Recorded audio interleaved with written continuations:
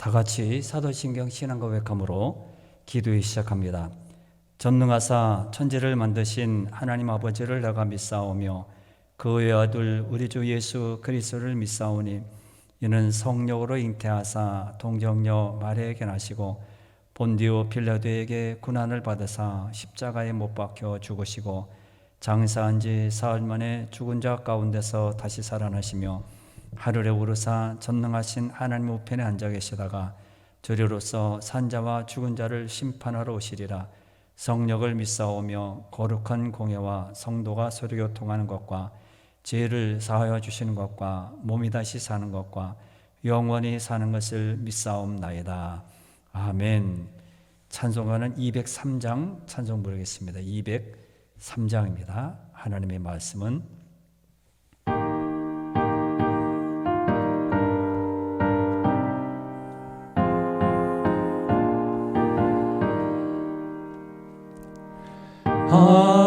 하나님의 말씀은 생명의 말씀이라. 광야 같은 세상에 길 잃고 방황할 때 절망 중에 빠진 이 몸 하나님 보아사 생명샘이 솟아나와 새 힘이 넘칩니다. 하나님의 말씀은 은혜의 말씀이라. 누구든지 믿고서 참으로 얘기하면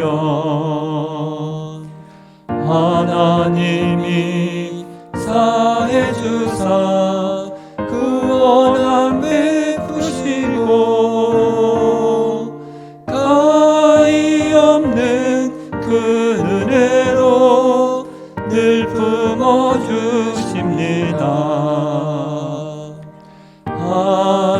하나님의 말씀은 진리의 말씀이라. 믿음으로 지키어 자유를 얻게 되면 어려운 일, 힘든 일도 담대히 할 수 있어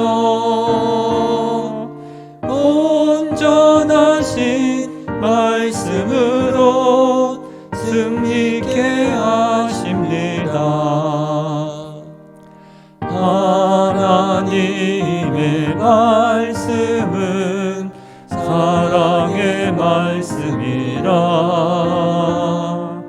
험한 세상 살 동안 언제나 돌보시고 변함없는 사랑으로 우리를 지키시어 하늘나라 이르도록 인도해 주십니다. 아멘. 하나님 말씀은 잠언 4장 1절부터 27절 말씀인데 22절 한 절만 읽어야 됩니다. 22절 한 절만 읽어야 됩니다. 잠언 4장 22절입니다. 22절 한 절만 읽고 함께 말씀을 나누면서 함께 기도하겠습니다. 22절 한 절입니다. 그것은 얻는 자에게 생명이 되며 그의 온 육체의 건강이 됨이니라. 아멘. 오늘은 지난 시간에도 4장 1절부터 20절 지난 시간에 말씀을 드렸는데 오늘도 4장 1절부터 마지막 절 27절까지 말씀으로 제목을 훈계를 들으면 어떤 유익이 있을까? 훈계를 들으면 과연 우리에게 무슨 유익이 있을까? 그것에 대해서 한번 생각을 해보려고 합니다. 계속 지혜로운 것에 대해서 말씀을 드렸습니다. 지혜를 얻으면, 지혜를 훈계를 잘 들으면, 명철을 따르면 우리에게 좋은 유익이 있다. 지난 시간에 말씀드렸는데 오늘도 유익한 것에 한번 생각해 보면서 지혜를 구하는 그런 성도들이 되시기를 바랍니다. 첫째는 그 아비의 훈계를 잘 들으면 나에게 생명이 된다는 말입니다. 생명이 된대요. 아비의 훈계, 지혜를 잘 따라서 들으면 나에게 생명이 주어진다. 본문에서 생명을 준다는 말씀이 몇 구절이 있는데 함께 읽어봅니다. 먼저 4절 말씀을 읽겠습니다. 4절입니다. 4절에 보면 이렇게 말합니다. 아버지가 내게 가르쳐 이르기를 내 말을 내 마음에 두라. 내 명령을 지키라. 그리하면 살리라. 이렇게 말합니다. 내 명령을 지키라. 그러면 산다. 생명, 산다는 겁니다. 그 다음에 10절 말씀에 보면 또 이렇게 말씀합니다. 10절에서 내 아들아 들으라. 내 말을 받으라. 그리하면 내 생명의 해가 길리라. 이렇게 생명이 길리라. 생명에 대해서 말씀하고 있습니다. 또 13절 말씀을 보겠습니다. 쭉 내려가서 13절 말씀 보면 이렇게 말씀합니다. 훈계를 굳게 잡아 놓치지 말고 지키라. 이것이 내 생명이니라. 이렇게 말합니다. 훈계를 굳게 잡아서 놓치지 않으면 이것이 너의 생명이다. 음식을 먹어야 생명이 아니라 이것 훈계를 잘 잡아서 놓치지 말고 지키면 너에게 생명이 된다. 살아서 움직이는 그런 것이 된다. 여기서도 마찬가지로 생명이라 그렇게 말을 합니다. 마지막 22절 아까 처음 읽었는데 22절 말씀에 보면 이렇게 말씀합니다. 22절에 그것은 얻는 자에게 생명이 되며 생명이 된다고 합니다. 그의 온 육체에 건강이 됨이니라. 지혜를 받은 자에게 이렇게 정말 지혜는 뛰어나고 아름답고 귀한 겁니다. 지혜나 얻는 자에게 생명 얼마나 좋습니까? 우리가 새롭게 이렇게 새 영혼을 소산하게 하고 새 마음을 갖게 하고 생명을 얻는 것, 죽음이 아니라 계속 기가 떨어져서 내려가는 것이 아니라 생명을 얻게 된다는 것, 얼마나 귀합니까? 육체의 건강이 되고 내 건강에 힘이 되는 것 얼마나 귀합니까? 그래서 이렇게 잘 되는 장수, 이 장수에 대해서도 에베소서에서도 말씀하는데 에베소서 6장 2절과 3절 말씀 보면 무엇을 하면 장수하게 된다 이렇게 말합니까? 잘하는 말씀에 보면 에베소서 6장 2절과 3절을 읽어드립니다. 내 아버지와 어머니를 공경하라. 이것은 약속이 있는 첫 계명이니 이로써 내가 잘되고 땅에서 장수하리라. 생명이 계속 이어지는 것, 장수, 그것이 오늘 훈계, 여호와 훈계를 들으면 오래 산다는, 신구약에 보면 이렇게 똑같은 말씀이 기록이 되어 있습니다. 지혜를 들으면 생명을 얻게 된다는 거예요. 오래 산다는 겁니다. 지혜는 인생에 있어서 생명과 같은 역할을 하기 때문에 지혜를 따르면 생명을 보장을 받게 됩니다. 그런데 여기서 보듯이 생명은 반드시 목숨만을 의미하지 않습니다. 목숨은 붙어 있어도 그 사람의 사는 의미가 없으면 생명력이 없는 거죠. 마찬가지로 본문에서도 생명도 단순히 목숨, 살아있는 것, 그것을 뭐라는 것이 아니라 참된 생명력을 말씀하고 있습니다. 오늘 본문에서도 살아있는 것만 말하지 않고 참되게 사람답게 성도답게 이 세상에서 백성답게 살아가는 것이 무엇이냐, 그것입니다. 여러분 보세요. 살아도 사는 게 아닌 경우가 있습니다. 마지못해 사는 거라면 그 행복하지 않죠. 복되지 않습니다. 정말 저 사람은 행복하다. 아무것도 안 해도 그냥 사니까 얼마나 좋을까. 또 저 사람은 그냥 사니까 얼마나 행복할까. 그러나 그런 것은 복되다고 말하지 않습니다. 사는 것 자체가 의미가 있고 행복할 때, 의미를 알 때 생명이 주어지게 되고요. 거기에다가 힘이 생기게 되고요. 할 마음, 가능성이 있게 되는 겁니다. 본문에서도 이 지혜의 유익은 우리의 삶을 의미 있게 만들어준다는 거예요. 우리가 왜 살아야 되느냐, 왜 여기 있어야 되느냐, 왜 일을 해야 되느냐, 왜 그렇게 열심히 해야 되느냐. 소위 여러분들 일물에 보면 하나님을 영광스럽게 하고 그것을 영원토록 즐거워하는 것이라. 사람이 제일 드는 첫째 목적이 무엇이냐? 첫 번째 목적, 태어난 목적, 이 세상에 왜 태어나느냐? 삶의 의미가 뭐냐? 먹는 게, 자동차 사는 거, 아파트 구입하는 거, 대학에 합격하는 거 아니라고 말합니다. 뭐라고 합니까? 하나님께 영광을 돌리는 일이라. 삶의 의미가 여기 있다는 겁니다. 이것을 알 때 우리는 사는 재미, 사는 의미가 분명히 주어지게 됩니다. 그래서 내가 왜 이 일을 해야 되고 싫은데 왜 해야 되지? 하나님의 영광을 위해서요. 성도이기 때문에. 그래서 우리가 지혜를 내 것으로 만들고 가까이 하면 할수록 인생의 참된 의미, 인생에 내가 왜 살아야 되느냐, 이렇게 가난한 곳에서 왜 부모님 전 밑에서 왜 살아가야 하느냐, 내가 지금 고난과 한란과 역경이 있는데 왜 그곳에서 견디지 못하고 이렇게 쓰러지는 것이 아니라 살아야 하느냐, 그것은 오늘 여기에 분명히 알려줍니다. 그것이 지혜라는 겁니다. 그래서 사는 의미가 드러납니다. 이것이 지혜가 우리에게 주는 복입니다. 참된 축복이 여기에 있습니다. 두 번째는 뭡니까? 아버지의 훈계를 잘 들으면 그 훈계가 우리를 영화롭게 만든다고 합니다. 영화롭게 만든다고 합니다. 우리가 사는 삶은 힘들고 버겁습니다. 힘들어요. 오늘도 힘들고 내일도 힘들고요. 또 오늘도 내일도 또 가야 하나? 행복하지 않습니다.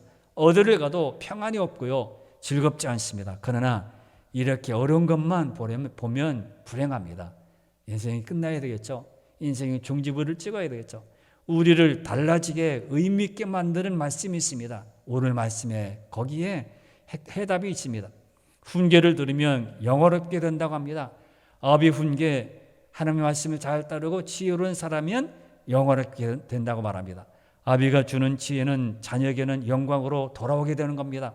즉 아비의 훈계를 잘 따르면 영광스러운 그런 지혜를 확보하게 된다는 겁니다. 자, 8절을 보겠습니다. 8절에 이렇게 분명히 말씀하죠. 8절에 그를 높이라, 그리하면 그가 너를 높이 들리라. 만일 그를 품으면 그가 너를 영화롭게 하리라. 할렐루야.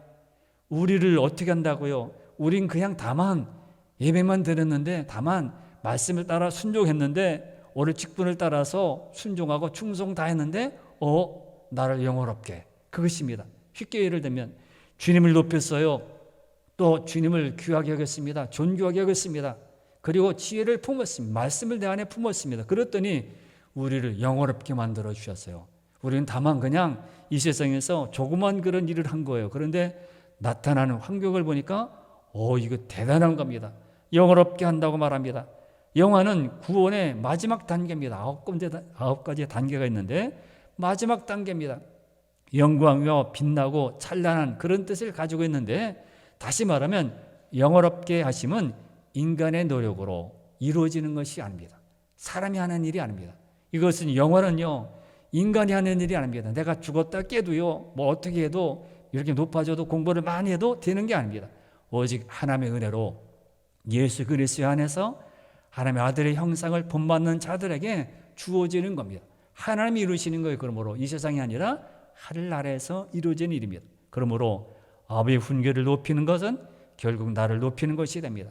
아버지의 훈계는 자식에게 있어서 생명과 같은 말씀입니다. 그런데 문제는 대부분 이런 아버지의 훈계에 대해서 자식이 가치를 느끼지 않고 뭘 또 잔소리, 오늘 이렇게 맨날 또 앉으면 잔소리, 그렇게 이해를 하고 가치를 두지 않는다는 겁니다. 아버지의 훈계를 즐겨 받는 자라면 그는 아버지의 훈계의 가치를 깨달은 자입니다. 아버지 훈계 지금은 그렇더라도 이게 나의 생명이구나, 나에게 가치가 있구나, 그렇게 깨닫는 자는 그에게 하나님께서 영화롭게 하신다고 말합니다. 그리고 아버지의 훈계를 높이는 것은 바로 자신을 높이는 것과 같습니다. 예를 들면 제가 음악은 좋아하지 않아요. 음악 잘 부르지도 못하고요, 이렇게 속된 말로 콩나물 떼가리라지, 그래서 잘 모릅니다. 그런데 음악에 대해서 전문가라든지 음악을 공부했던 사람들 보면 피아노 친다든지 노래를 보면 저 사람 참 대단하구나. 우리는 모르겠어요. 틀린 것도 모르고요, 잘 부르는 것도 모르고요, 유명한 것도 모릅니다. 그런데 전문가는요, 딱 들으면 저분은 정말 세계적인 음악가야, 이렇게 말합니다. 저희들은 몰라요. 그림도 아무리 봐도 모르겠어요. 근데 전문가가 보면 이건 정말 대단한 것이다. 피카소 그림 보십시오. 이해가 되겠습니까? 모르겠어요. 그러나 전문가가 보면요, 거기에 가치를 두고 이 사람은 정말 대단한 사람이다. 마찬가지입니다. 아버지의 훈계를 높인다는 것은 그 가치를 제대로 안다는 겁니다.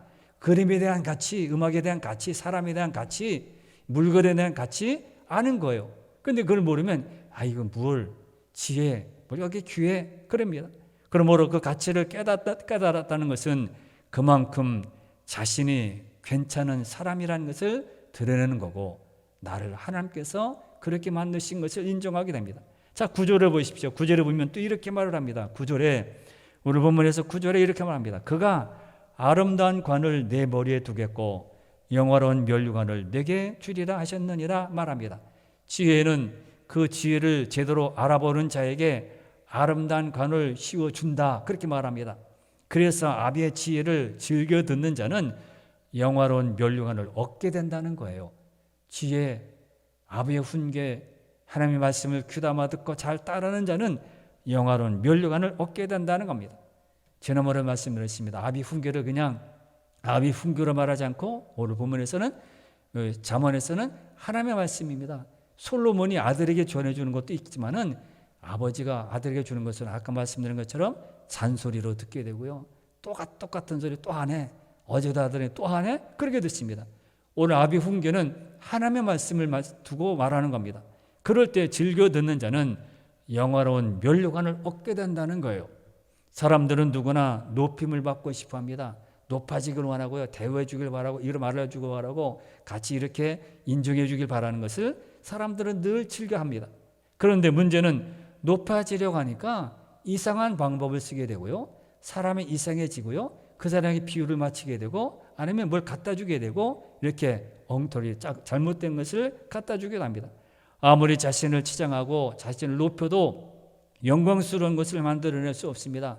꾸미고요, 높아지려고 하니까 꾸미고 치장하고 붙이고 자꾸 가짜로, 진짜가 아니라 자꾸 속이게 됩니다. 그러므로 우리는 그런 것들로 아름답지 못합니다. 자신을 스스로 높이려는 자들은 마치 이렇게 꾸미는 것과 같습니다.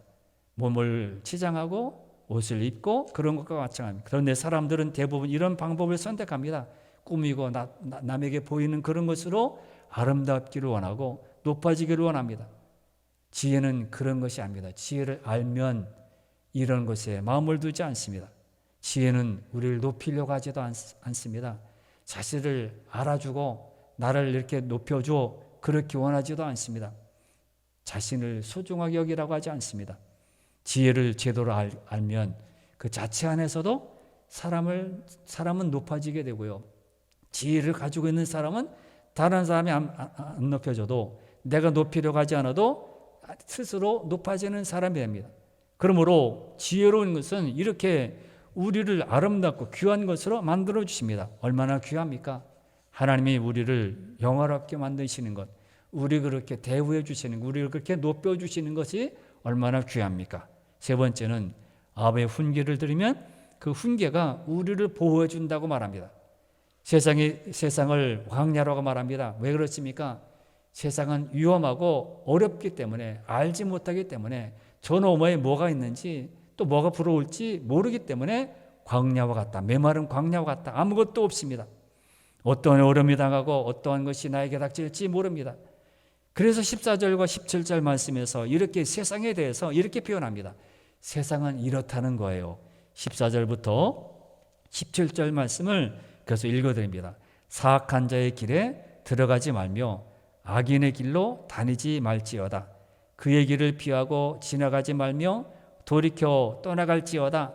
그들은 악을 행하지 못하면 자지 못하며 사람을 넘어뜨리지 못하면 잠이 오지 아니하며 불의의 떡을 먹으며 강포의 술을 마심이니라, 이렇게 말합니다. 그리고 19절 한 절을 넘어가서 18절은 아니고 19절을 보면 또 이렇게 말합니다.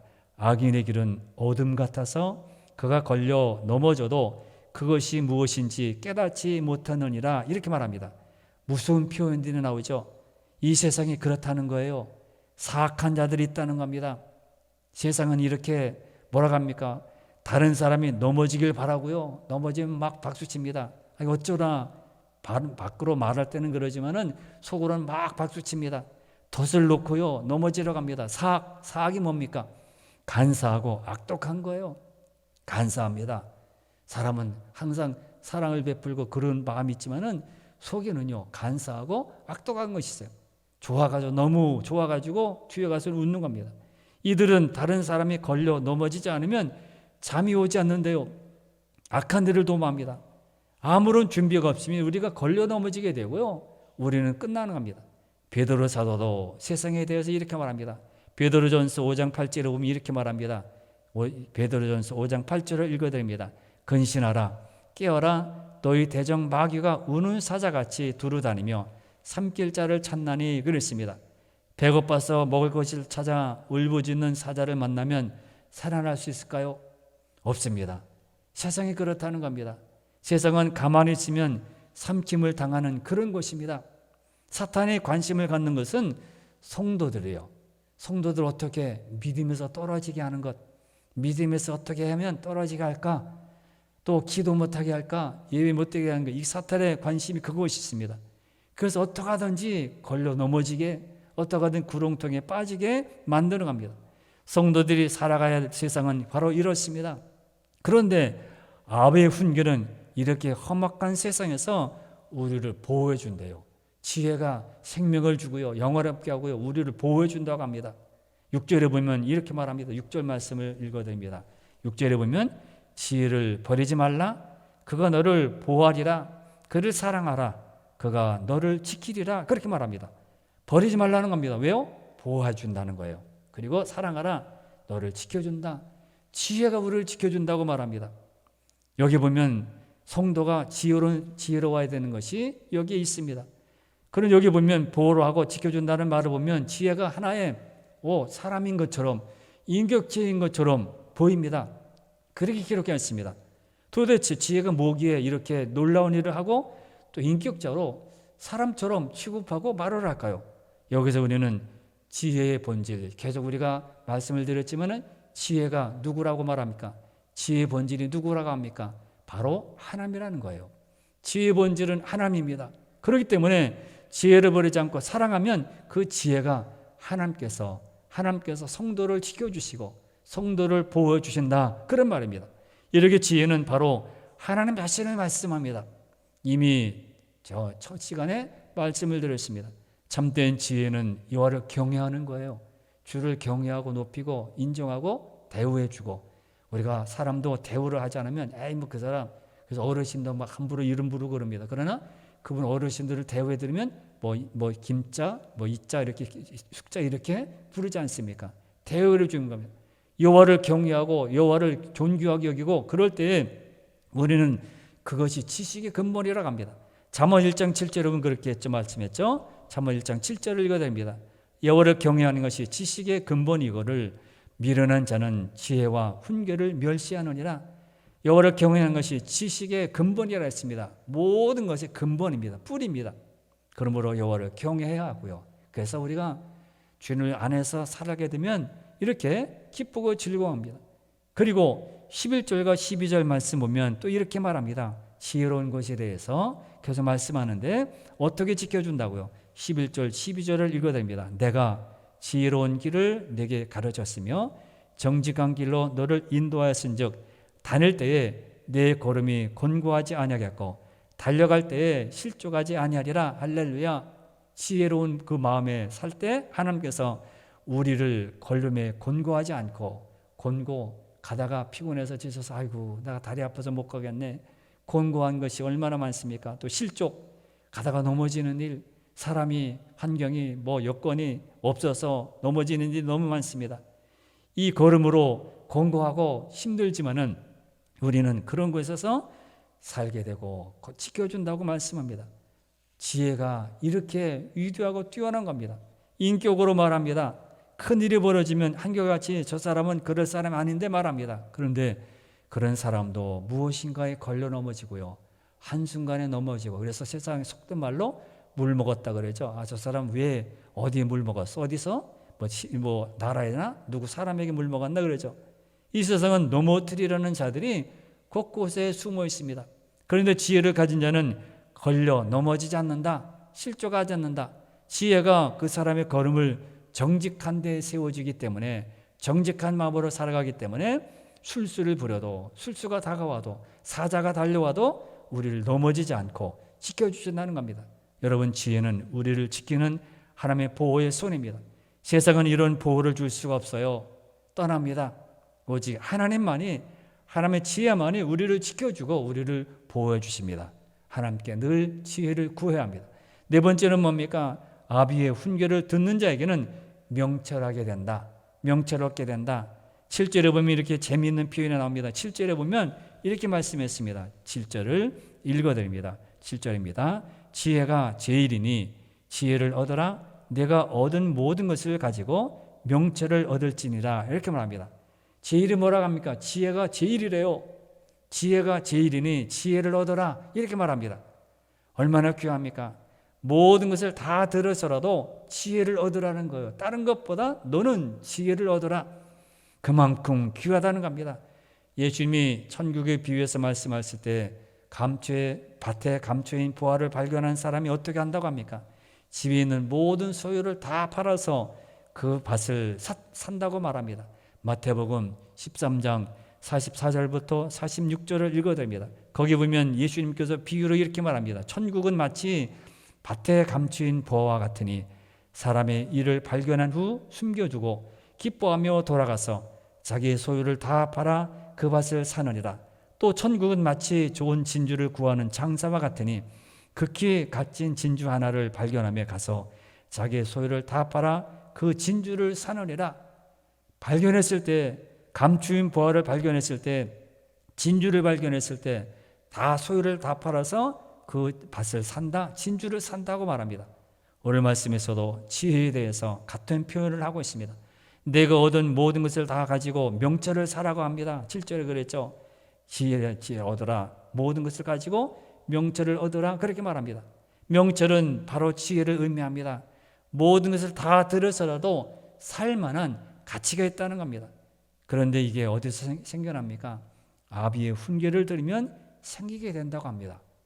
돈을 주고 사는 게 아닙니다. 아비의 훈계를 잘 들으면 이렇게요. 명철하대요. 똑똑하대요. 아비의 훈계를 듣는 게 그만큼 값지고 귀한 것을 뜻합니다. 그러므로 우리는 지혜 듣는 것을 소홀하게 생각해서는 안 됩니다. 지혜를 늘 들어야 하고요. 말씀을 늘 가까이 해야 되고요. 예배에 항상 살아가야 되고요. 항상 주 안에 있어야 합니다. 사랑하는 성도 여러분, 오늘 말씀을 정리하면 이렇습니다. 지혜는 우리에게 생명을 줍니다.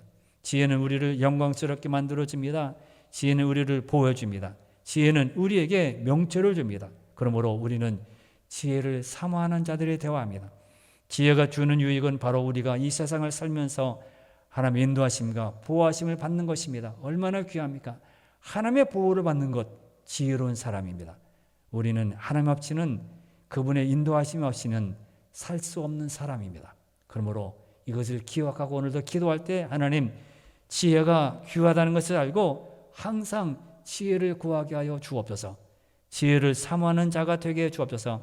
아비의 훈계를 잘 듣고 따라가게 해 주옵소서. 이렇게 기도하는 여러분들 다 되시길 바라고, 전도주의를 앞두고 있습니다. 또 수능 시험을 보는 학생들이 있습니다. 그걸 위해서 계속 기도해 주시길 바랍니다. 다 같이 기도하겠습니다.